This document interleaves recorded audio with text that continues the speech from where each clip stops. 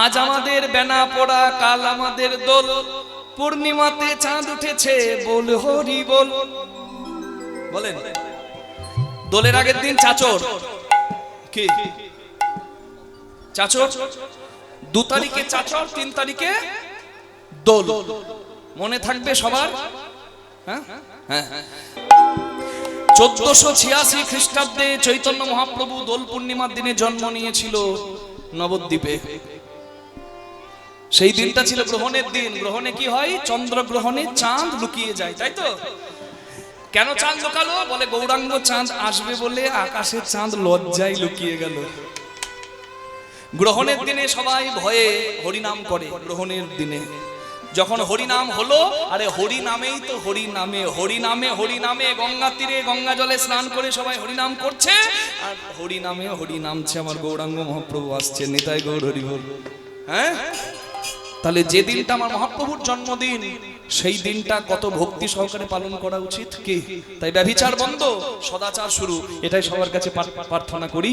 আপনারা আমার দিকে তাকাবেন। ওই দিনে এই বছর পড়েছে পূর্ণগ্রাস চন্দ্রগ্রহণ, এই জন্য আমি কথাটা তুললাম, না হলে বলতাম না। দোল পূর্ণিমা তো প্রতি বছর হয়, আমার আলাদা করে বলার দরকার কি? এই জন্য বলার দরকার যাতে অপরাধটা কারণ না হয়।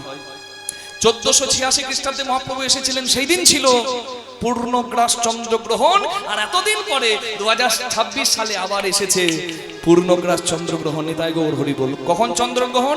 3রা মার্চ। কত তারিখে? 3রা মার্চ বিকেল 3:20 থেকে 6:47 পর্যন্ত থাকবে পূর্ণগ্রাস চন্দ্রগ্রহণ। গ্রহণের 9 ঘন্টা আগে থেকে সেবা পূজা সমস্ত কিছু বন্ধ করে দিতে হয়। ওই জন্য যারা উত্তর ভারতীয়, যারা নন বেঙ্গলি, অবাঙালি, তারা 3 তারিখ দোল পালন করবে না, 4 তারিখ দোল পালন করবে। কিন্তু আমরা করতে পারি 3 তারিখ। কেন? আমরা যত সেবা পূজা আছে ওই গ্রহণ লাগার আগেই আমরা সেরে ফেলবো। কি বোঝা গেল? 3 তারিখে করে ফেলবো, মধ্যাহ্নের আগেই। তারপরে গ্রহণ যখন লাগবে তখন নাম কীর্তন করব। ওই সময়টা আর কিচ্ছু করা যাবে না, মন্দির বন্ধ রাখতে হবে। গ্রহণের সময় মন্দিরে বন্ধ রাখা হয়, মন্দির বন্ধ রাখা হয়। আর তারপরে গ্রহণ যখন কেটে যাবে, পূর্ণিমার দিনে কি উপবাস করতে হয়? সারা দিন উপবাস করতে পারেন, পরের দিনে পালন করবেন সূর্যাস্তের পর, যেমন একাদশীতে হয়। যদি কেউ না পারেন, অন্তত চন্দ্রোদয়ের পরে প্রসাদ পেতে পারেন। তাহলে একাদশীটা ছেড়ে যাবে 6:47-এ, তারপরে আপনারা প্রসাদ পেতে পারেন। কি ফলাহার করবেন? নিতাই গৌর প্রেমানন্দে হরি বল, হরি বল, হরি বল। দোল মানে কি? দোল মানে স্পন্দন, দোল মানে কম্পন। এই যে ভগবানকে আমরা সেদিন চিত্রপটে দোলনায় বসিয়ে দোল দিতে পারি, রাধা গোবিন্দের দোল দিতে পারি। যখন দূরে যায় তখন ব্যাকুল অন্তর হয়, আবার যখন কাছে আসে মিলনের আনন্দ ভক্ত পায়। এটা হচ্ছে দোলনা দোলানোর তত্ত্ব। এবার হৃদয়টা দুলে ওঠে ভক্তির স্পন্দনে, ভগবান ভক্তিতে বাঁধা। দোল পূর্ণিমার দিন আপনারা সবাই সদাচারী হয়ে উপবাস পালন করে সেদিন নাম কীর্তন বেশি বেশি করে করবেন, চৈতন্য চরিতামৃত, চৈতন্য ভাগবত পাঠ করবেন। আমার মহাপ্রভুর কৃপা সবার উপর বর্ষিত হোক, এই প্রার্থনা জানাই। নিতাই গৌর হরি হরি হরি বল। হিরণ্যকশিপুর বোন হোলিকা একটা বর পেয়েছিল, সে আগুনে পুড়বে না, একটা চাদর ছিল তার। প্রহ্লাদকে মারার জন্য হোলিকা প্রহ্লাদকে নিয়ে বসলো আগুনে। প্রহ্লাদ পুড়ল না, হোলিকা পুড়ে দগ্ধ হলো। এর থেকে হোলি উৎসবের সৃষ্টি হলো।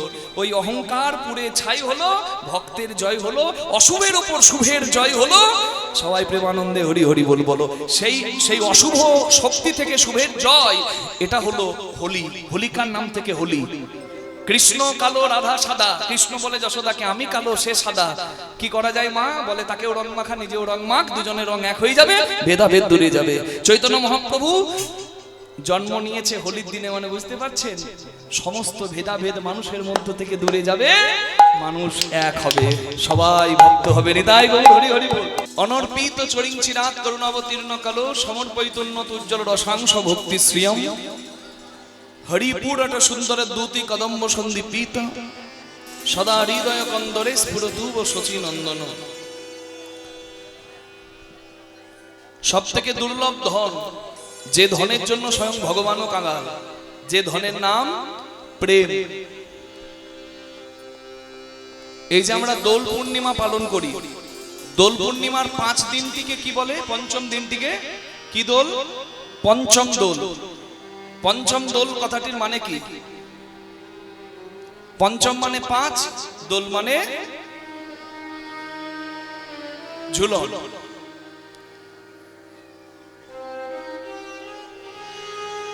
তাই পঞ্চম কথাটির অর্থ হলো ধর্ম, অর্থ, কাম, মোক্ষ।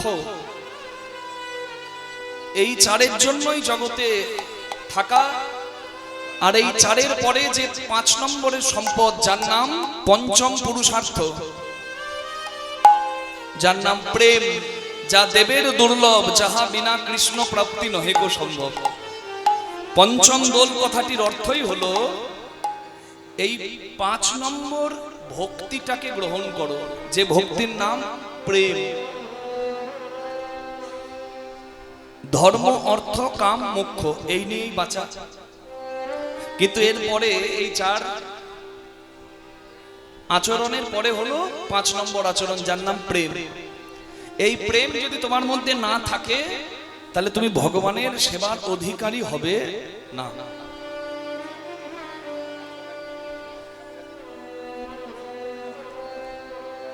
যোগীর চিন্তা জগন্নাথ, ফকিরের চিন্তা মক্কা, ধনীর চিন্তা ধন 99 ধাক্কা। যোগী জগন্নাথ ভাবে, ফকির মক্কা ভাবে, আমার মতো বিষয় মানুষ বিষয় ভাবে।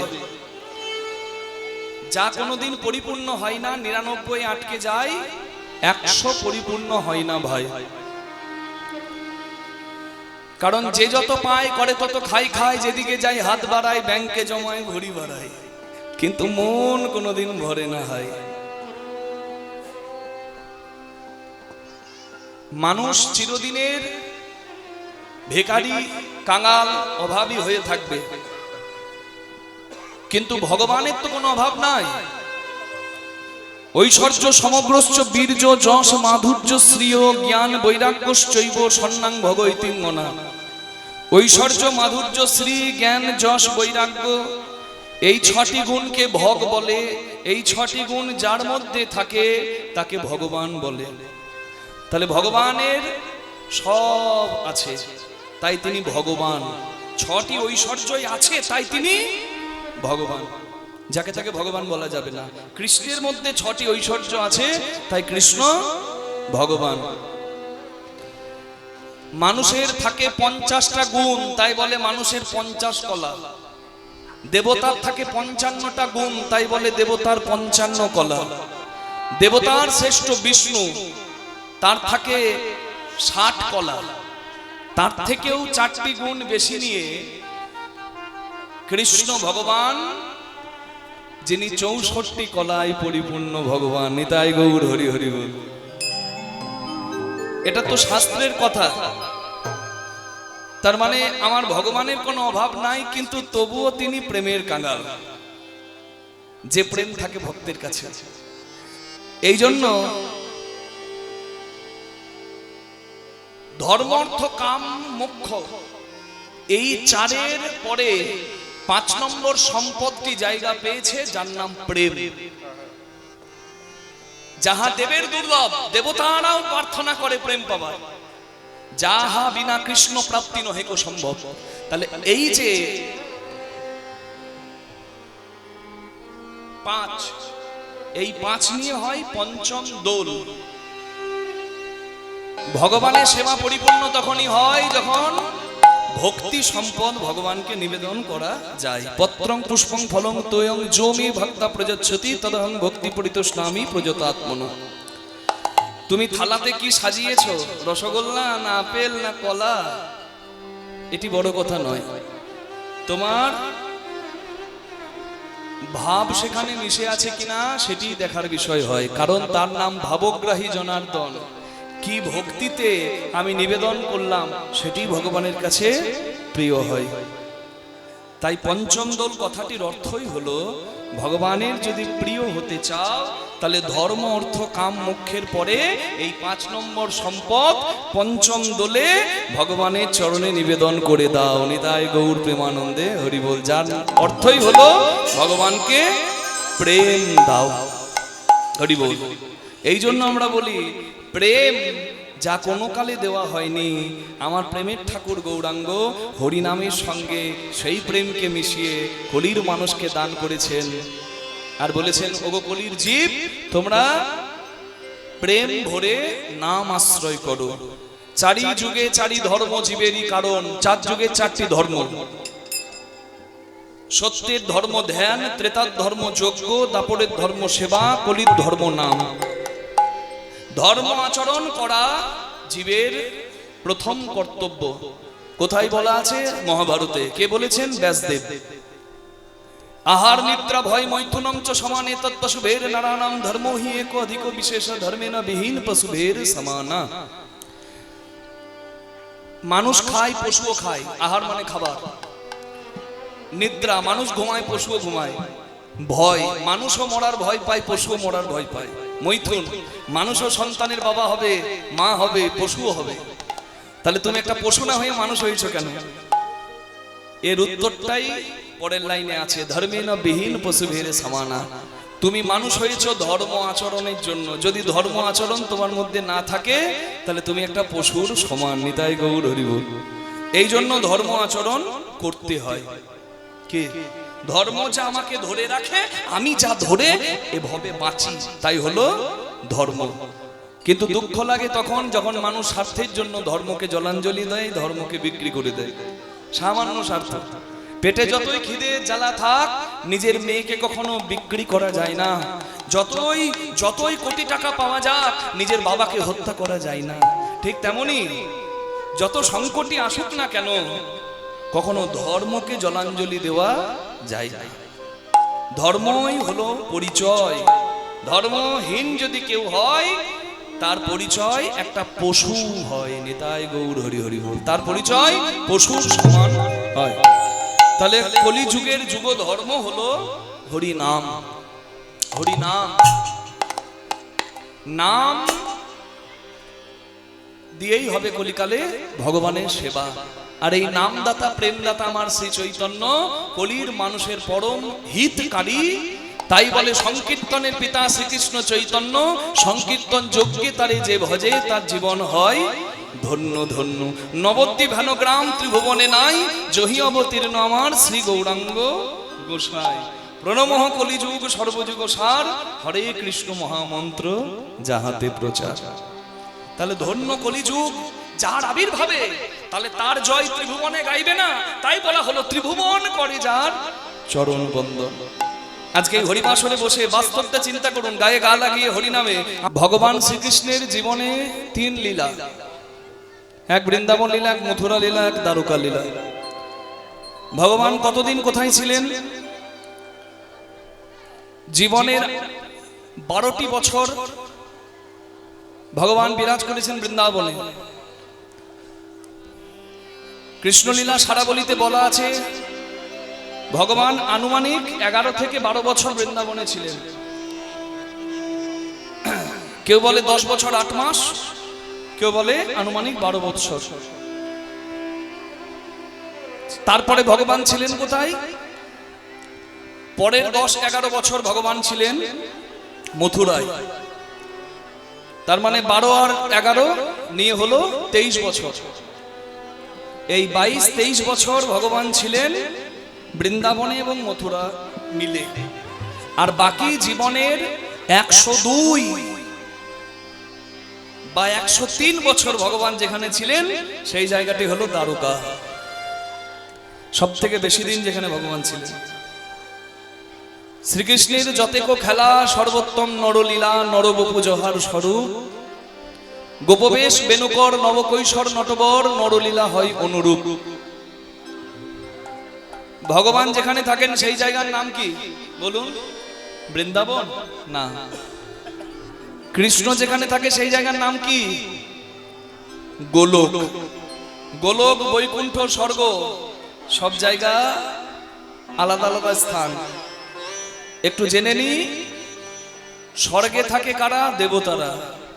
বৈকুণ্ঠে থাকে শঙ্খ চক্র গদা পদ্মধারী নারায়ণ। আর গোলকে বিরাজ করছেন কৃষ্ণ রূপে আমার ভগবান, তিনি গোলকেই থাকেন। তাহলে বৃন্দাবনে, মথুরায়, দ্বারকায় যে লীলা করেছে সে কে? গোলক বিহারী হরি।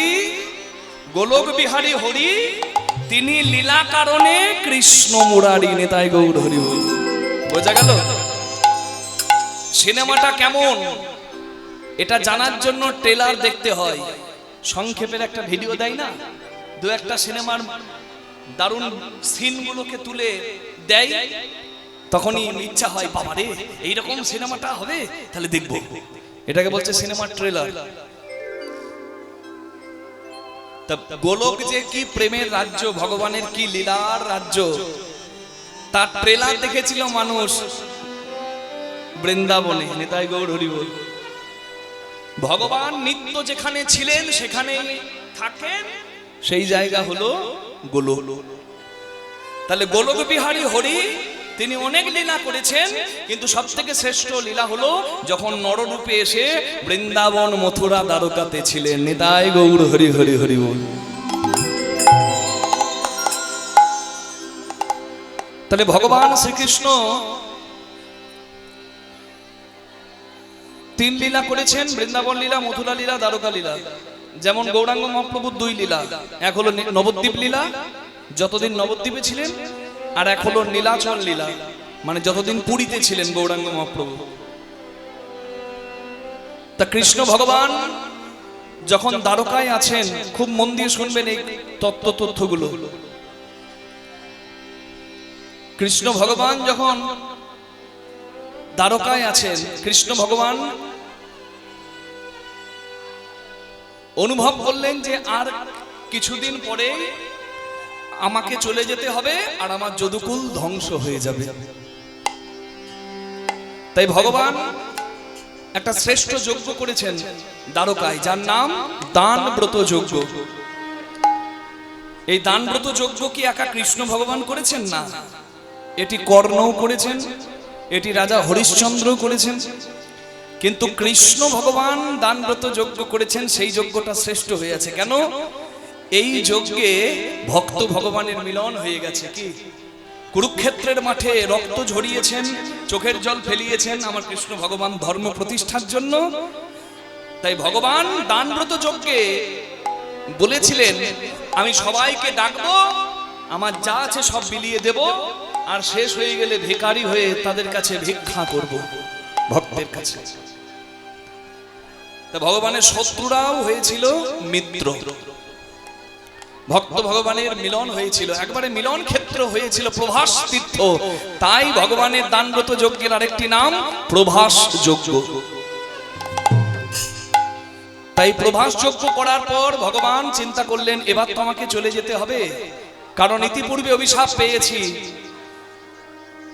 আমার 125 বছরে লীলা শেষ হবে আর আমার যদুকুল আস্তে আস্তে ধ্বংস হবে। কেন? এই জন্য বলে পাপ ছাড়ে না কারোর বাপ, একেবারে খাঁটি কথা। ধর্ম প্রতিষ্ঠা করার জন্য ভগবান কুরুক্ষেত্রের মাঠে পাণ্ডবদের জয় দিলেন, কৌরবদের পরাজয় করালেন। কৌরব জননী গান্ধারী শতপুত্রের জননী হয়েও সন্তানের মুখে মা ডাক শোনাটা তার আর পরিপূর্ণ হলো না। রক্তাক্ত হয়ে কুরুক্ষেত্রের মাঠে তার সন্তানরা পড়ে আছে। পৃথিবীতে সবথেকে বড় কষ্ট হলো সন্তান শোক। অনেক জায়গার মানুষ এখানে আছেন, অনেক মা কোলের ছেলেকে কাছে নিয়ে বসেছেন, অনেক বাবা ছেলের হাত ধরে বসে কীর্তন শুনছেন। সন্তান যে কি বস্তু আপনারা আমার থেকে অনেক ভালো জানেন। চোখের সামনে যদি কোলে মাথা রেখে ছেলে মরে, এর থেকে বড় দুঃখ, এর থেকে বড় যন্ত্রণার মা বাবার কি কিছু হতে পারে?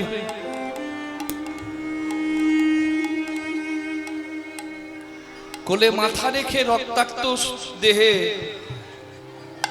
সন্তানরা মৃত্যুর কোলে ঢলে পড়ল, এই যন্ত্রণা সহ্য করার মতো ক্ষমতা গান্ধারী ছিল না।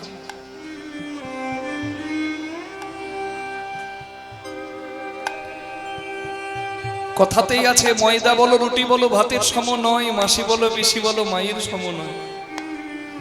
ভাই বলো বন্ধু বলো ভগ্নী কাঁদে 3 দিন, মা জননী বাঁচে, মা বাঁচে যতদিন। আস্তে আস্তে, কথা নয়। ও পটলের মা, এত কথা নয়। ভাই বলো ভগ্নী বলো বন্ধু কাঁদে 3 দিন, মা জননী কাঁদে, মা বাঁচে যতদিন। মা যদি মরেও যায় শ্মশানে হাড় থাকে পোতা, শ্মশান থেকেও কাঁদে মা, বাছা রইলি কোথা। মা জননীর কিবা দুঃখ বলিব কেমনে, জেনেছিলেন মা কৌশল্যা যেদিন রাম গেল বনে।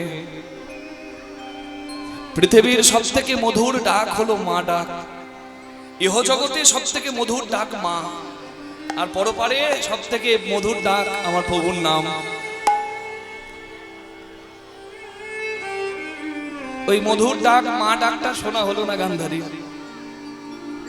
যন্ত্রণায় ছটফট করতে করতে রক্তাক্ত দেহে সন্তান শেষ নিঃশ্বাস ত্যাগ করলো গান্ধারীর কোলে। সহ্য করতে পারলো না গান্ধারী, যত রাগ গিয়ে পড়লো কৃষ্ণের উপর। কৃষ্ণ, অসাধ্য সাধন হয় তোর ইচ্ছায়। আমি শতপুত্রের জননী হয়েও আজকে মা ডাক শুনতে পেলাম না। আমি তোকে অভিশাপ দিলাম, তোর যদুকুলে বংশে পাতি দিতে কেউ থাকবে না। এই জন্য আমরা হরিবাসরে দাঁড়িয়ে বারবার বলি, কাউকে এক থালা অন্ন দিতে না পারেন কখনো কেড়ে নেবার ব্যবস্থা করবেন না। কাউকে কিছু সাহায্য না করতে পারি তার ক্ষতি চাইব না। কারোর দীর্ঘশ্বাসে অভিশাপে সুখের জীবন দুঃখের হয়ে যায়।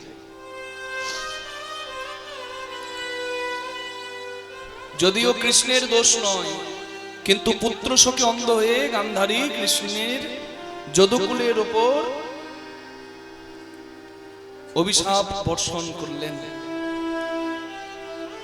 প্রথম অভিশাপ গান্ধারীর দেওয়া, আর দ্বিতীয় অভিশাপ দুর্বাসা মুনির দেওয়া।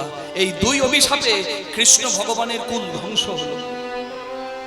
এই জন্য বলি অভিশাপ পোড়াতে নাই। দ্বিতীয় অভিশাপটি কি? কৃষ্ণ ভগবানের একাধিক স্ত্রী ছিল আর একাধিক সন্তানও ছিল। কি? ভগবানের এক পুত্রের নাম সাম্য। সে বড় চঞ্চল, বড় দুষ্টু, সবসময় মাথায় নানা বুদ্ধি। তা সেই সাম্য একদিন দুর্বাসা মুনি রাস্তা দিয়ে পেরিয়ে যাচ্ছে, দুর্বাসা মুনির কাছে রসিকতা করতে গেছে। একটা শাড়ি পরে একটা গর্ভবতী নারী সেজে দুর্বাসা মুনির কাছে গিয়ে বলছে, মুনিবর বলুন তো আমার গর্ভে কি আছে, ছেলে আছে না মেয়ে আছে? হ্যাঁ, হয়ে গেল কাজ। এই জন্য বলে সব সময় সীমা বুঝে ব্যঙ্গ করতে হয়, রসিকতা করতে হয়। দেখবেন অনেক মানুষ শিবের মাথায় জল ঢালতে গিয়ে বলে দেয়, রোডে কত বাম্পার, বাবার কত টেম্পার, রোডে কত বালি, বাবার কত শালি, বড় বড় উচ্ছে, বাবার মাথা ঘুরছে, আরো কত কি। আমি বললাম আমারও বোধহয় অপরাধ হলো, হে মহাদেব ক্ষমা করো। আমি না বললে তো সবার কানে যাবে না। এ কথা বলাটা কোনো পৌরসী নয়, পুরুষত্ব নয়, এটা নিছকই বোকামো, মূর্খামি। আমার বাবার নামে তুমি ব্যঙ্গ করি না, তাহলে মহাদেবের নামে ব্যঙ্গ করবো কেন? সে তো পিতা বলে বাবা। ওই কাল কাল মহাকাল হয়ে চোখের সামনে দাঁড়িয়ে যাবে, তাই বেশি বার ভালো না। ভক্তিতে নাম নেবার থাকে নাম, রসিকতা করো না, সর্বনাশ হয়ে যাবে। স্বয়ং ভগবানের কুল পার পাইনি, আমি আপনি পার পাবো কি করে? কি দুর্বাসা মুনি প্রথমে ভাবলো গর্ভবতী নারী, জিজ্ঞাসা করছে যখন তাকে বলি, দুর্বাসা মুনি ধ্যানে জানতে চাইলেন যে সন্তান কি হবে। যখন দেখলেন সর্বনাশ, এ তো নারী নয়, এ তো পুরুষ, এ তো কৃষ্ণপুত্র সাম্য, আমাকে অপমানিত করার জন্য আমার সঙ্গে রসিকতা করছে। দুর্বাসা মুনি অভিশাপ দিলেন, রে মূর্খ, আমার সঙ্গে রসিকতা করিস তুই? তোর যদুকুলের বড় বড়, তোর গর্ভে যা আছে, শোন আমি বলছি, ওই গর্ভে যা আছে তার থেকেই এই যদুকুলের ধ্বংস হবে। যা, আমি অভিশাপ দিলাম।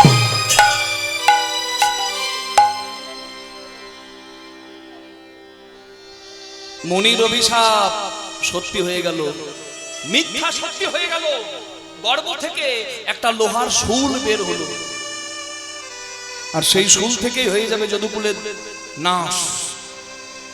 তাই সবাই ছুটে গেল কৃষ্ণের কাছে, কৃষ্ণ জগন্নাথ, কৃষ্ণ জগন্নাথ, কৃষ্ণ জগন্নাথ, কৃষ্ণ জগন্নাথ, হে কৃষ্ণ জগন্নাথ, হে কৃষ্ণ জগন্নাথ, কৃষ্ণ জগন্নাথ, হে কৃষ্ণ জগন্নাথ, কৃষ্ণ জগন্নাথ, কৃষ্ণ জগন্নাথ, কৃষ্ণ জগন্নাথ, হে কৃষ্ণ জগন্নাথ। কৃষ্ণায় বাসুদেবায় হরয়ে পরমাত্মনে প্রণত ক্লেশনাশায় গোবিন্দায় নমো। হে কৃষ্ণ জগন্নাথ, হে কৃষ্ণ জগন্নাথ, কৃষ্ণ জগন্নাথ, হে কৃষ্ণ জগন্নাথ, কৃষ্ণ জগন্নাথ, কৃষ্ণ জগন্নাথ, কৃষ্ণ জগন্নাথ, হে কৃষ্ণ জগন্নাথ। কৃষ্ণ বলরাম চিন্তায় পড়ে গেল, এই শুলকে যদি নাশ না করা হয়, এই লোহার শুল থেকেই যদুকুল ধ্বংস হয়ে যাবে। চিন্তা করুন, অভিশাপের ভয় যদুকুলেরও হলো। এই জন্য ধরাকে সরা জ্ঞান করতে নাই। ওই শুলটাকে ধ্বংস করতে হবে। কি করতে হবে? ঘষে শেষ করে দিতে হবে। শিলে যেমন নোড়া ঘুষি, শুরু হলো ঘষা। কয়লা ভাঙলে কয়লার গুঁড়ো পড়ে, লোহা ভাঙলে লোহার গুঁড়ো পড়ে। ওই শুলটাকে ঘষা হলো, আর কণা কণা লোহার অংশ ছড়িয়ে গেল। কি মহিমা, লীলার কি মহিমা দেখুন। অভিশাপ কি সাংঘাতিক জিনিস।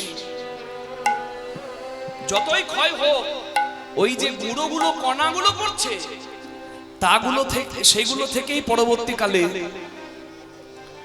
নল খাগড়া নামে একটা গাছের জন্ম হচ্ছে। আখের মতো বড় বড় গাছ, হ্যাঁ ঠিক আখের মতো লম্বা লম্বা,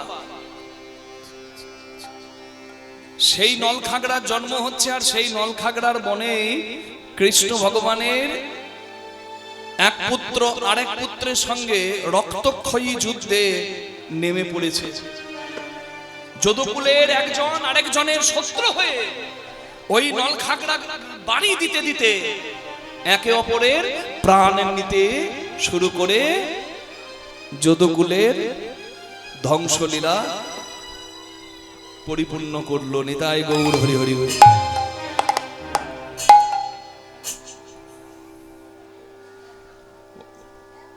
শুলটা ঘষতে শুরু করা হয়েছে, শেষ হতে অনেকদিন সময় লাগলো। ঘষতে ঘষতে ঘষতে ঘষতে শেষ অংশটা যে বাঁচলো, সেই অংশটাকে জলে নিক্ষেপ করা হলো। আর সেই শেষ অংশটা একটা মাছে গ্রহণ করলো। সেই মাছকে মৎস্য শিকারীরা তুলে নিল। মাছটাকে যখন কাটা হলো, মাছের ভেতর থেকে ওই লোহার শুলের শেষ অংশ বের হলো। আর সেই শুলটিকে নিজের বানের ফলা করবে বলে শিকারী জড়া বেদ কিনে নিল। আর সেই লোহার শেষ অংশটা দিয়েই জড়া বেদ করলো মরণ বান। যে বানের ফলাতে, ওই বানের ডগায়, বানের ফলায় সেই শুলটি জায়গা পায়।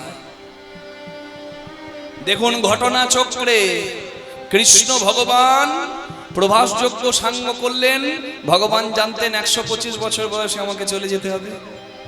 বৈবস্বত্ব মন্বন্তরে দাপর যুগে আমি নররূপে কৃষ্ণ হয়ে লীলা করলাম, এবার আমাকেও গোলকে ফিরে যেতে হবে।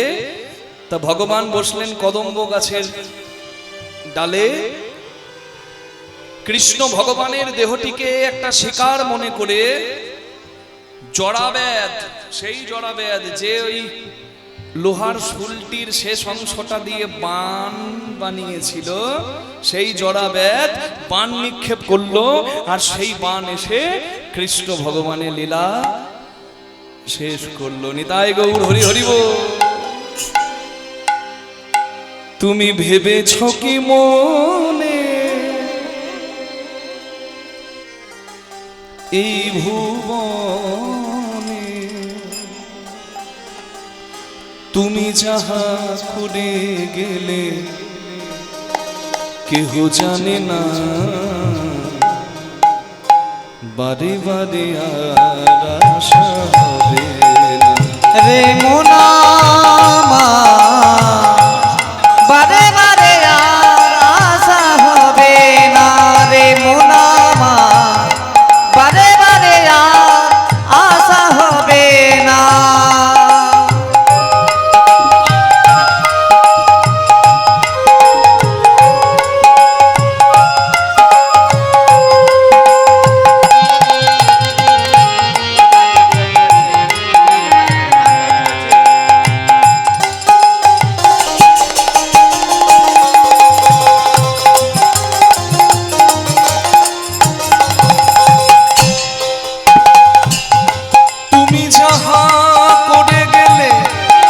আসিয়া হেথায় চিত্রগুপ্ত লিখিয়া রাখিলেন খাতায়। তুমি যাহা করে গেলে আসিয়া হেথায় চিত্রগুপ্ত লিখিল রাখিল খাতা।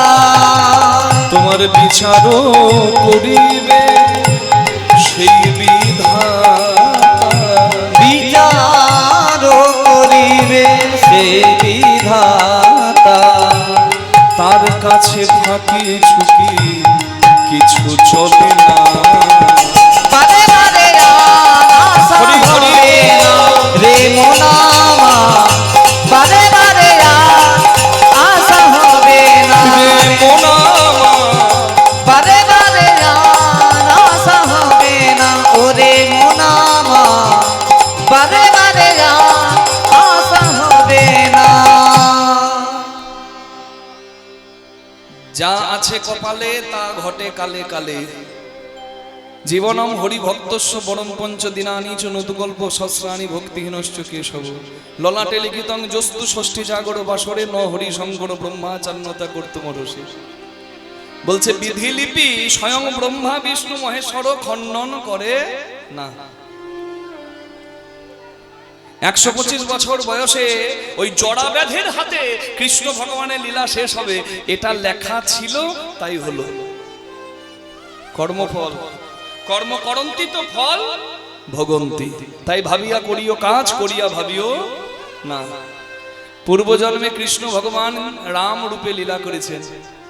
ত্রেতা যুগে রামচন্দ্র সুগ্রীবের পক্ষ অবলম্বন করে বালিকে হত্যা করেছেন। আর সেই বালিপুত্র অঙ্গদ সে রাম ভক্ত, রামের সঙ্গে যোগ দিয়ে লঙ্কার রাবণ উদ্ধার করতে রামের সাহায্য করলেন। কিন্তু রামচন্দ্র লঙ্কা জয়ের পর সবাইকে আশীর্বাদ করছে, বলো কার কি ইচ্ছা, কে কি চাও আমার কাছে। সবাই যখন চাইছে,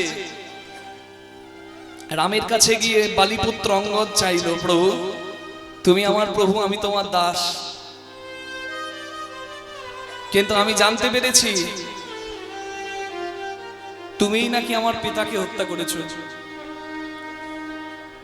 এই জন্মে আমি তোমার ভক্ত, ভক্ত হয়েই থাকতে চাই, কিন্তু পিতার প্রতিশোধ যেন আমি কোনো জন্মে নিতে পারি, এই আশীর্বাদ তুমি করো। ভগবান বললেন তথাস্তু, আগত দাপরে আমি হব কৃষ্ণ, তুই হবি জড়া ব্যাধ, আর তোর হাতেই তোর বানেই আমি লীলা সাঙ্গ করে ফিরে যাব গোলকে। যা ছিল ভালে, তাই ঘটলো কালে।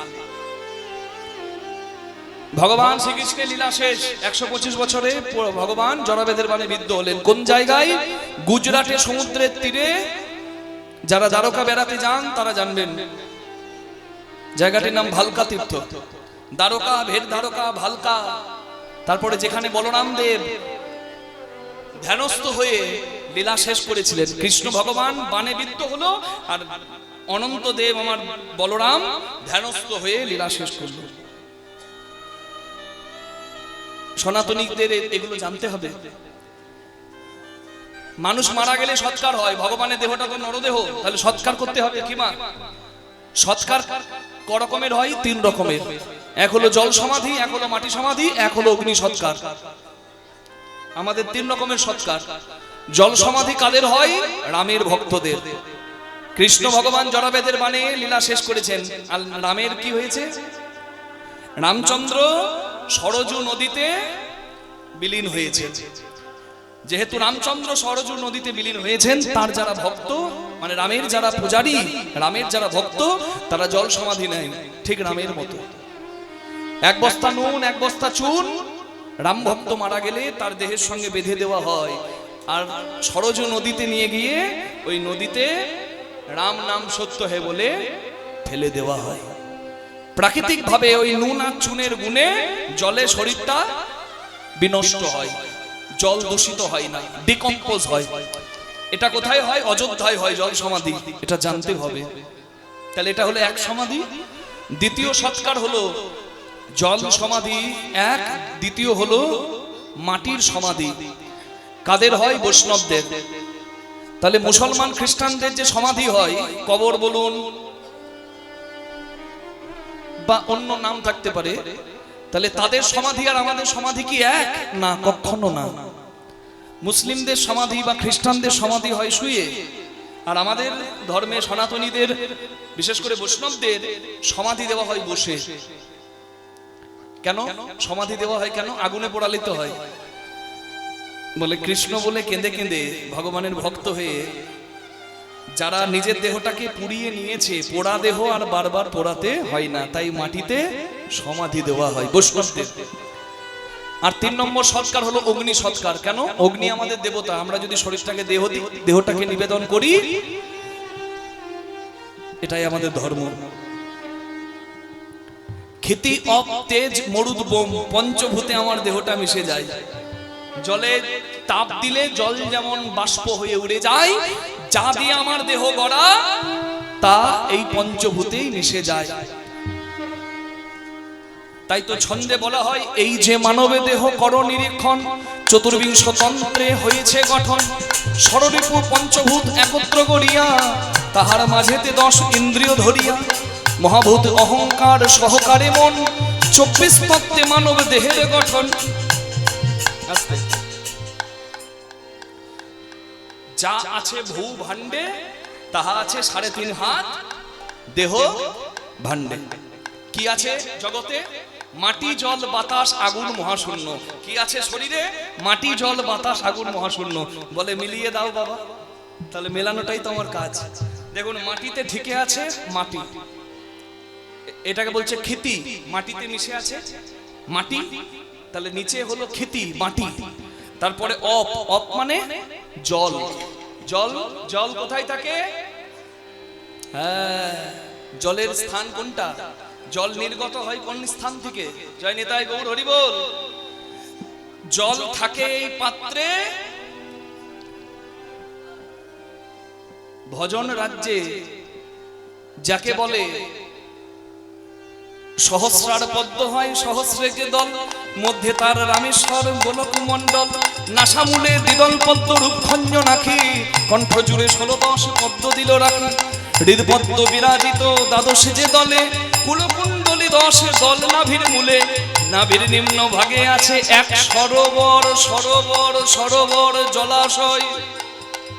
যে জলে পদ্ম হয় তার নাম সরোবর হয়। নাভির নিম্ন ভাগে আছে 1 সরোবর, 8 দল পদ্ম আছে তাহার ভিতর। সেই সরোবরের যদি জল শুকিয়ে যায়, ভজন তত্ত্ব কাহার উপলব্ধি নাহি রয়। এই জলের মর্ম জানো হরি বাসরে ভাই, এই জলের তত্ত্ব না জানলে ভজন নাহি হয়। নিতাই গৌর হরি বল। তাহলে জলের কথা যখন বলছি তত্ত্বটা জানতে হবে আমি কোন জলের কথা বলছি। কি জল ট্যাঙ্কে থাকে, জল গড়িয়ে পড়ে, জলের ধর্ম সমুচ্চশীলতা, ওপর থেকে নিচে গড়াই, গড়াই তো, এটা হলো জলের ধর্ম। আমার দেহ পাত্রেও জল আছে, হ্যাঁ, আর এই জলও গড়িয়ে পড়তে চাই। জয় রাধে জয় রাধে জয় রাধে।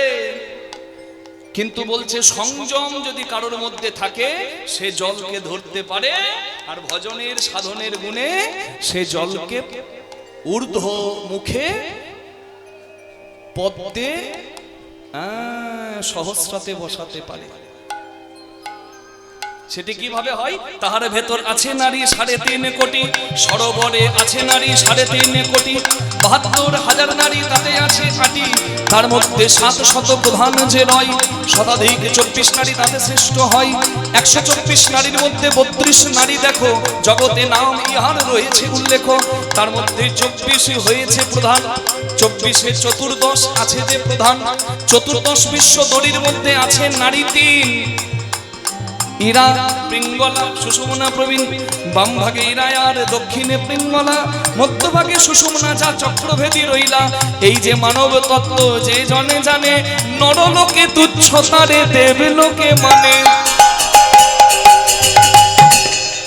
এই জন্য তত্ত্ব জানতে হয়, ওই ছাটাছটির গল্প তত্ত্ব নয়।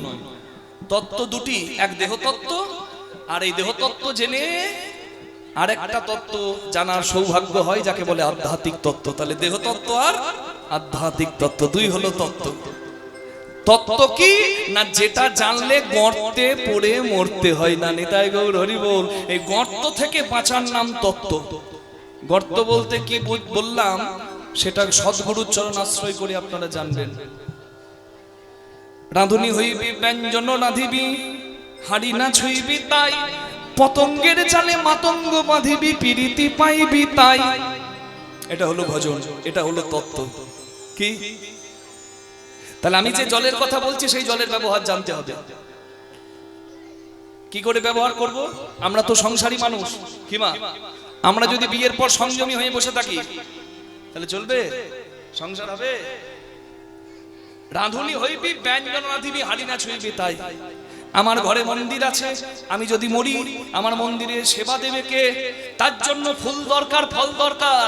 এই ফুল হলো কন্যা, ফল হলো পুত্র। ভগবানের কাছে কৃষ্ণ ভক্ত পুত্র কন্যা প্রার্থনা করতে হয়। ভগবানের কৃপায় পুত্র কন্যা আসে। সংসার তো ইহাকেই কয়। কি? পুত্রার্থে ক্রিয়তে ভার্যা, পুত্র পিণ্ড প্রয়োজন। মানুষ মরে গেলে সন্তান পিণ্ডদান করে, মানুষেরই পিণ্ডদান হয়, অন্য কারোর হয় না, তাই মানুষ শ্রেষ্ঠ হয়। নিতাই গৌর প্রেমানন্দে হরি হরি বল। তাহলে সংসার করলে স্ত্রী স্বামী সংসারে থাকলে পুত্র কন্যার প্রয়োজন। কিন্তু সারা জীবন মন যদি হাড়িতেই পড়ে থাকে, না হবে ভজন সাধন। নিতাই গৌর হরি বল। কি বোঝা গেল? রাঁধুনি যদি পাকা হয় রান্নার মাপ জানে, তেল মশলা নুন কি দিলে কি স্বাদ হবে সে জানে, কিন্তু রাঁধুনি যদি কাঁচা হয় সে মাপ জানে না। ওই পটলের ঝোল করবে, আর পটলের ঝোল করতে গিয়ে রসা করতে গিয়ে বারবার টেস্ট করবে, মানে হাতায় করে তুলবে, হাতে নেবে আর ফুরুত করে টানবে, আর বলবে নুন হয়নি, নুন দাও। ও দিতেই জীবন গেল, ওর পাওয়া কিছু হলো না। যার টেস্ট করা স্বভাব গেল না, তার মধ্যে সংযম এলো না। নিতাই গৌর হরি হরি বল। একবারে ভজনের খাঁটি কথা। তাই বলি, to succeed in every field you have to be patient. তোমাকে ধৈর্যবান, তোমাকে সংযমী হতে হবে। এটাই হলো ভজনের মূল কথা। কি? মর্কট বৈরাগ্য না করো লোক দেখাইয়া, যথাসাধ্য ভঞ্জ বিষয় মনাসক্ত হইয়া। হ্যাঁ, যতক্ষণ না সংযম আসছে, ওই বানরের বৈরাগী তুমি অবলম্বন করো না। কৃষ্ণ পদে মতি হোক মা, আনন্দে থাকুন। হরি বল। বলবো বলবো সব জায়গায় অধৈর্য হবেন না। অধৈর্য হলে সংযম আমার যদি যাই তাহলে লীলা সর্বনাশ হয়ে যাবে। যেদিন ভগবান কৃপা করে যতটুকু বলায় সেদিন ততটুকুই ভেতর থেকে আসে মা। তাই প্রাণ ভরে সংযম নিয়ে শুনুন, এগুলো খুব মূল্যবান কথা। কি বললাম? রাঁধুনি হইবির ব্যঞ্জন রাঁধিবি হাড়ি না ছইবি। তাই রাঁধুনি যদি পাকা হয় রান্নার মাপ জানে, যন্ত্রী যন্ত্রের সঠিক ব্যবহার জানলে মন্দিরটি সুন্দর হয়। নিতাই গৌর হরি হরি হরি। তাহলে তাহলে মাটিতে মাটি, জলে জল, জায়গা বলে দিলাম। হ্যাঁ, জলকে কিভাবে ব্যবহার করতে হবে তাও বলে দিলাম নাকি বাবা? জয় রাধে জয় রাধে জয় রাধে। প্রথম কথা সংযম, দ্বিতীয় কথা শেখো আচরণ। কার কাছে? ও মনে বাবলা গাছে কষ লেগেছে, ও গুরু ধুয়ে দাও জ্ঞান সাবানে। গুরু আমার মনের ময়লা যাবে কেমনে? গুরু আমার মনের ময়লা যাবে কেমনে?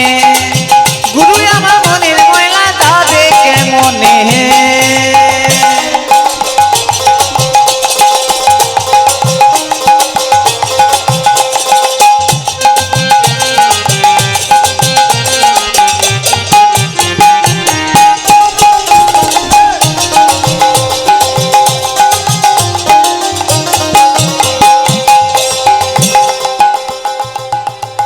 করবি যদি পাকা হাড়ি, যারে মন গুরুর বাড়ি। প্রেম আগুনে সিজবি রূপ করবে ঝলমল, নইলে রাখিতে নারী বিপ্রিম জল।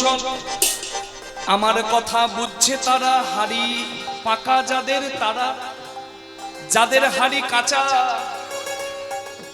তাদেরকে পাকা হাড়ি করার জন্য গুরুর গৃহে যেতে হবে, দিতে হবে গুরুর চরণে ধরা। নিতাই গৌর হরি বল। দেখো কয়লার ময়লা যাই না ধুলে, স্বভাব তো যাই না মরিলে।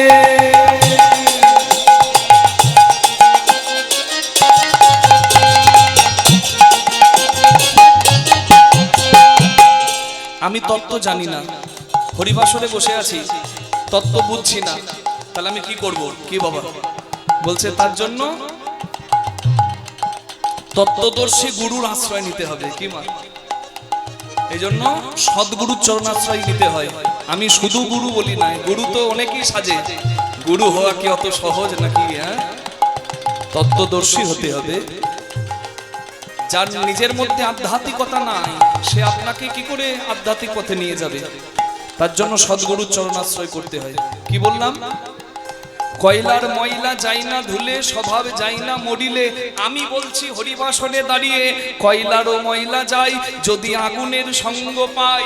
আগুনে পুড়ে কালো, কয়লাও সাদা ছাই হয়। এই অজ্ঞানতা দূরে যাবে, সদ্গুরুর চরণ ধরো, গুরু বিনা গতি নাই। সতগুরু চরণ ধরো, গুরু বিনা গতি নাই ভাই, গুরু বিনার গতি নাই। যদি অন্য ময়লা হয় ধোয়া মোছা যায়, মনের ময়লা বড় ময়লা ধোয়া নাহি। মনের ময়লা বড় ময়লা ধোয়া নাহি যায়, ও গুরু ধোয়া নাহি যায়, ও গুরু ধোয়া নাহি যায়। যার কুক্ষানে হয়েছে জল, কুক্ষেনে ও যার কুক্ষেনে হয়েছে জল, কথা কইলে সে তো না শোনে। গুরু আমার মনে ময়লা যাবে কেমনে? হে হে, গুরু আমার মনে ময়লা যাবে কেমনে? গুরু আমার মনে ময়লা যাবে কেমনে? গুরু যাবে কেমন? ও গুরু যাবে কেমন? গুরু হেবে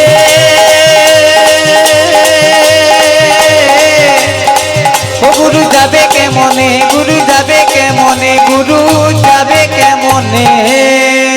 বলো রাধা রানী কি জয়। নিজ নিজ শ্রী গুরুদেব কি, কৃষ্ণ ভগবানের হলো কি? বলে জয়। এমন লীলায় ডুবেছে, বলে কি যা বলবে বলুক, কীর্তনিয়া প্রভু তোমার জয়। জয় হোক আপনাদের। তাহলে মাটিতে মাটি, জলে জল। আর জল বলার দরকার আছে? বলে বাবা যা জলের কথা শুনলাম 15 মিনিট হয়ে গেল। জয় রাধে। তত্ত্ব, একটা তত্ত্ব ভাঙতে গেলে আধ ঘন্টা চলে যাবে বাবা। শুধু জলের তত্ত্ব ভাঙলাম কতক্ষণ গেল? 15-20 মিনিট। এই জন্য তত্ত্ব উপলব্ধির বিষয়, প্রত্যেকটা বিষয় বুঝে বুঝে শুনতে হয়। মাটিতে মাটি যা মিশে আছে মাটির সঙ্গে, জলে জল, এরপরে হলো বাতাস, ক্ষিতি অব তেজ, তেজ মানে আগুন। আগুন কোনটা বাবা? এই ধোঁয়াটা একটু কম দেবেন এইদিকে, হ্যাঁ একটু আমাদের অসুবিধা হয়। তাহলে আগুন কোনটা? এই যে জঠর অগ্নি, এই যে খাবার খাচ্ছি, এই যে পরিপাক হচ্ছে, রান্না কি ওখানে হচ্ছে? রান্না এখানেও হচ্ছে। ওখানে একবার আগুনের তাপে সেদ্ধ হলো, আর এখানে দেওয়ার পর এখানে অ্যাসিডের গুণে জঠর আগুনের তেজে আবার বিপাক হলো। কে? তবেই তো পরিপাক, অত সহজ নয়। তাহলে আগুনে আগুন। এরপরে বলে না, বাবার এই পেটটা জ্বলছে গো, কিছু খেতে দাও। কেন জ্বলবে কেন? তাহলে জলে জল, মাটিতে মাটি, আগুনে আগুন, বাতাসে বাতাস। শ্বাস নিচ্ছি, কোথা থেকে আসছে বাতাস? লাংস, ফুসফুস, বাতাসে বাতাস। মরুত মানে বাতাস। বোম, ক্ষিতি অব তেজ মরুত বোম। বোম মানে শূন্য। মাটি জল বাতাস মহাশূন্য, এই নিয়ে পৃথিবী। মাটি ক্ষিতি অব তেজ মরুত বোম, মাটি জল বাতাস আগুন মহাশূন্য, এই নিয়েও এই দেহ ভাণ্ড। মরুত মানে বাতাস, আর বোম মানে মহাশূন্য। শূন্য কি? চিন্তা শূন্য। হ্যাঁ, এই যে চিন্তা, এই যে মস্তিষ্ক, এই যে চিন্তা শক্তি, এটাই তো শূন্য। নিতাই গৌর প্রেমানন্দে হরি বল। তাহলে কৃষ্ণ ভগবানের না হলো জল সমাধি, না হলো মাটি সমাধি, কৃষ্ণ ভগবানের হলো অগ্নি সমাধি। এই জন্য হরিবাসরে দাঁড়িয়ে আমি জোর গলায় বলতেই পারি, অগ্নি সৎকার আমাদের সনাতনীদের বিধান, অন্যতম শ্রেষ্ঠ বিধান। নিতাই গৌর হরি বল। যারা বলে বাবা তুমি সনাতনী হিন্দু বলে এই কথা বলছো, আমি তাদেরকে বলি, করোনার সময় প্যাকেটে ডেড বডিগুলো, মৃতদেহগুলোকে ভরা হলো, আর সবাইকে নিয়ে গিয়ে পোড়ানো হলো। তখন দেখেছিল কে হিন্দু, কে মুসলমান, কে খ্রিস্টান, সবাইকে একসঙ্গে প্যাকেটে ভরে জ্বালিয়ে দিল। কেন? ওরা আক্রান্ত, ওদের জীবাণু আছে। যদি আগুনে পোড়ায় আর কোনোদিন জীবাণু ছড়াবে না, তাই অগ্নি সৎকার শ্রেষ্ঠ স্থান পায়। নিতাই গৌর হরি বল। কি মনে নাই? মনে আছে করোনা? করোনা বাইরে যেও না, না গায়ে গা লাগিও না, না ছোঁয়াছুঁই করো না, না করোনা করোনা। মনে পড়ে গেছে। মানুষ কত অসহায় করোনার সময় মানুষ বুঝতে পেরেছে, তাই যে তার জগতে আমি কত ক্ষুদ্র। অহংকারের একেবারে ভগবান পতন করিয়ে দিয়েছেন করোনার সময়, সবকে ঘরে বন্দি করে রেখেছেন। নিতাই গৌর প্রেমানন্দে হরি বল। কৃষ্ণ ভগবানের অগ্নি সৎকার হলো। কে করলো অগ্নি সৎকার? অর্জুন। কোন জায়গায়? একটু আগে যেটা শুনলেন ওটা ছিল তত্ত্ব, আধ্যাত্মিকতা। এবার যেটা শুনবেন এটা হলো তথ্য, রেফারেন্স। কোন শাস্ত্রে আছে? প্রভাস খণ্ডে কৃষ্ণের দ্বারকা লীলায় ভাগরী ঋষির সিদ্ধান্তে আমরা পাই অর্জুন কৃষ্ণের সৎকার করলো প্রভাস তীর্থে। ভাই, প্রভাস তীর্থ জায়গার পারফেক্ট লোকেশন, পরিচয় কি? সমুদ্রং পশ্চিমং গত্র সরস্বতী সঙ্গম আরাধৌত দেবী কান্তি বাকুস্বতী। আরব সাগরের তীরে, আজকে যেটা গুজরাট, তখন তো গুজরাট বলেছিল না, বিন্দ হিমাচল।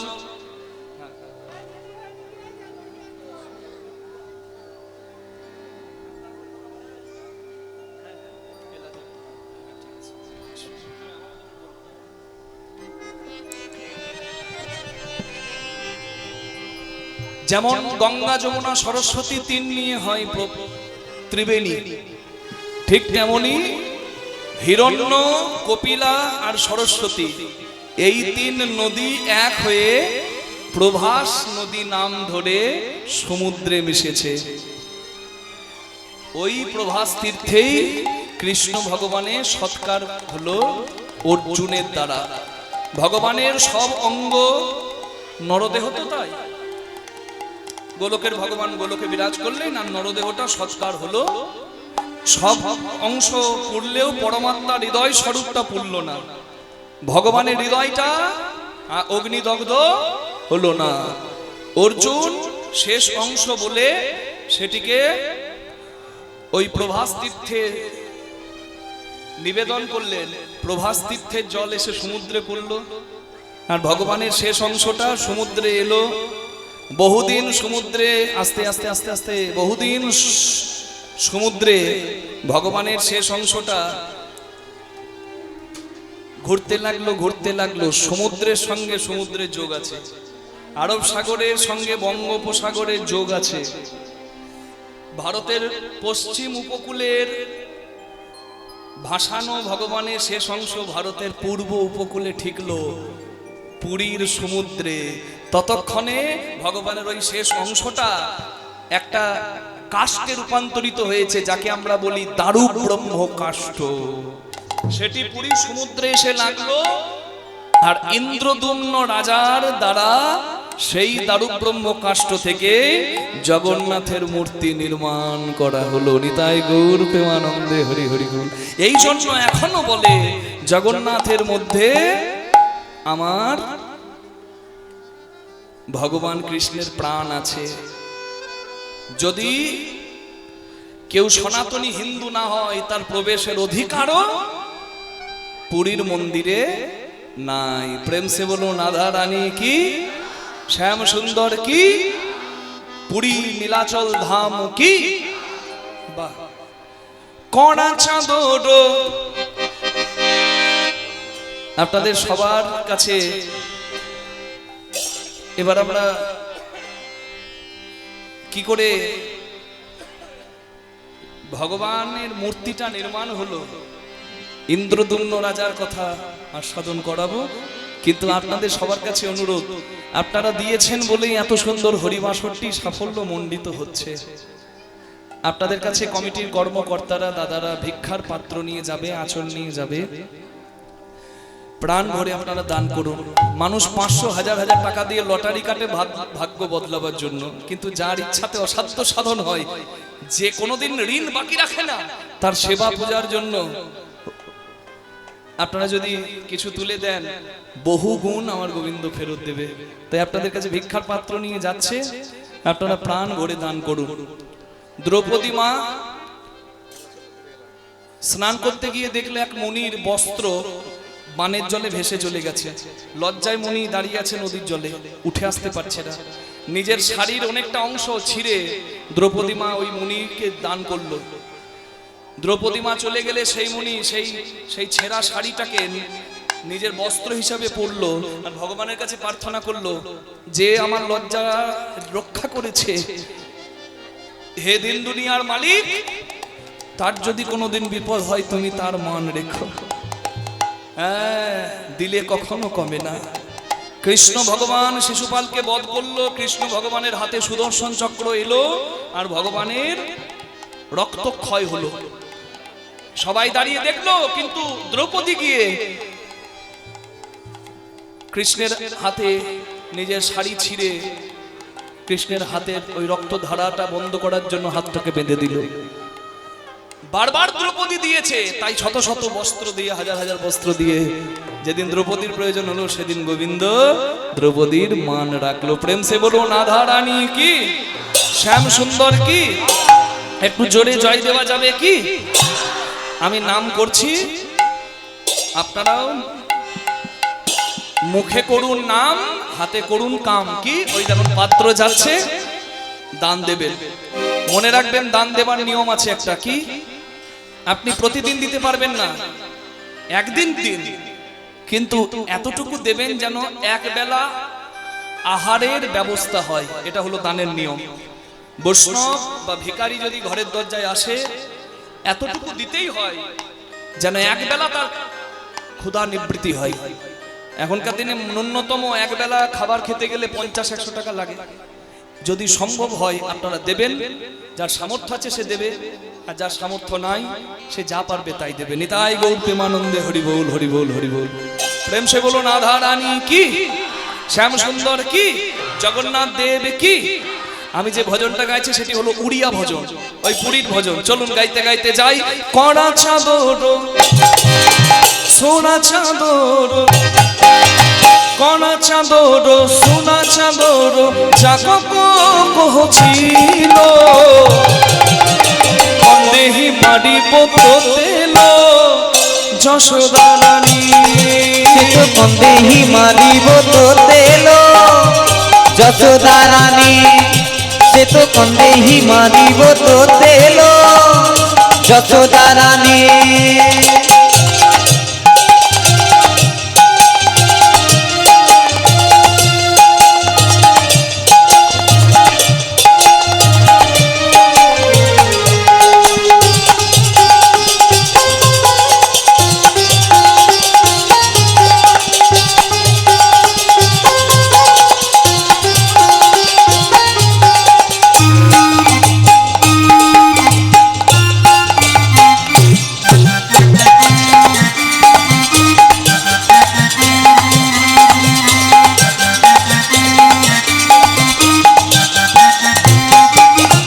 মাটির ব্রহ্মাণ্ড দেখইব তোতে, দেখিলে তুজিব গৌরী।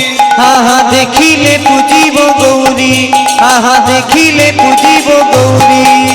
সারা জগত কুখানই কমহিব, কানু হতরে বৈশীধারী। ও কানু হতরে বৈশীধারী, ও কানু হতরে বৈশীধারী, হতরে বৈশীধারী। আরে বাবা, উড়িয়া ভাষা আমরা কি বুঝবো? তার জন্য বাংলায় শুনতে হবে। কৃষ্ণের জন্ম হয়েছে, জ্যোতিষী এসে যশোদাকে বলছে যে ছেলে তোর জন্মেছে, মাটির ব্রহ্মাণ্ড দেখইব তোতে। মাটি খেয়ে মুখের মধ্যে ব্রহ্মাণ্ড দেখাবে। সারা জগত কুখানৈক মহিব, জগৎ মাতিয়ে দেবে। হতরে বৈশীধারী, হাতে বংশী নিয়ে বংশী বাজিয়ে।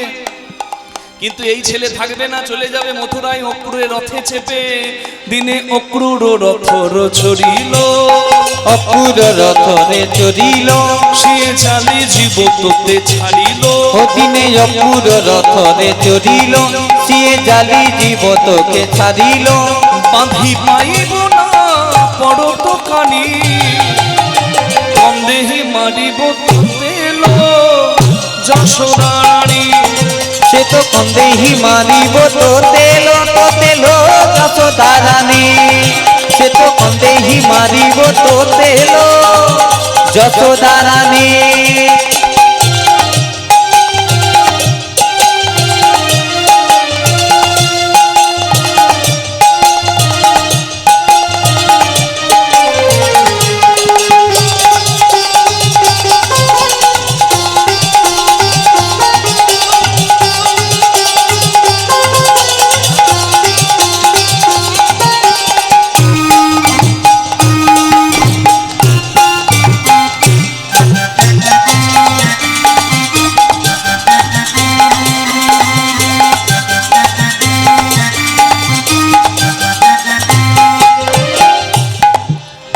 সপ্তমোত্তরে শুক্রমঙ্গল গো, রসিব এ বহু নারী।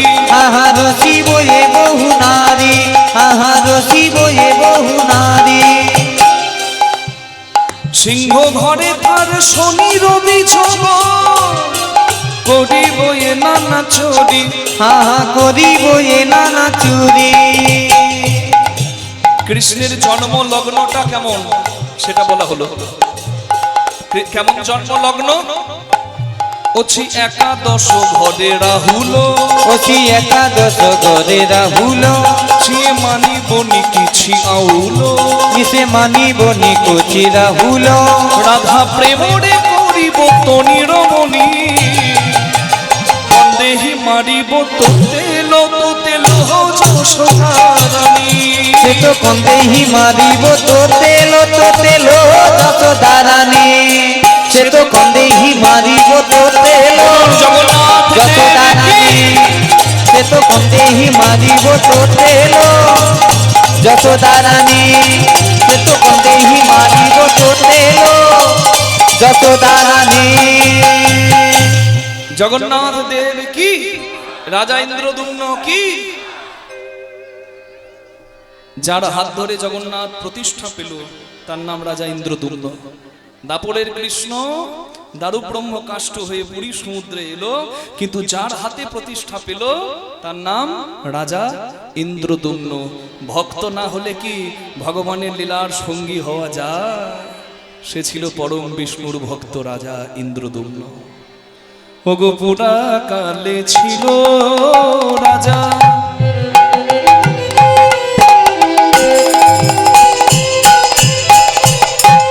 রাজা ইন্দ্রদুম্ন পুরা কালে ছিল রাজা ইন্দ্রদুম্ন না, ধর্ম কর্মে ছিল মতি অতি পুণ্যবান। ধর্মে কর্মে ছিল মতি অতি পুণ্যবান। তার ধর্মে কর্মে ছিল মতি অতি পুণ্যবান। তার ধর্মে কর্মে ছিল মতি অতি পুণ্যবান। সদা কৃষ্ণ কৃষ্ণ কৃষ্ণ বলে, সদাই কৃষ্ণ কৃষ্ণ কৃষ্ণ বলে, রাজার বুক ভেসে যায় নয়ন জলে। কৃষ্ণ কৃষ্ণ কৃষ্ণ বলে বুক ভেসে যায় নয়ন জলে। সদা হরি হরি হরি বলে, বুক ভেসে যায় নয়ন জলে। হরি হরি হরি বলে, বুক ভেসে যায় নয়ন জলে। হরি হরি হরি বলে, বুক ভেসে যায় নয়ন জলে। সদাই কৃষ্ণ কৃষ্ণ কৃষ্ণ বলে, ধর্মে কর্মে ছিল মতি অতি পুণ্য পা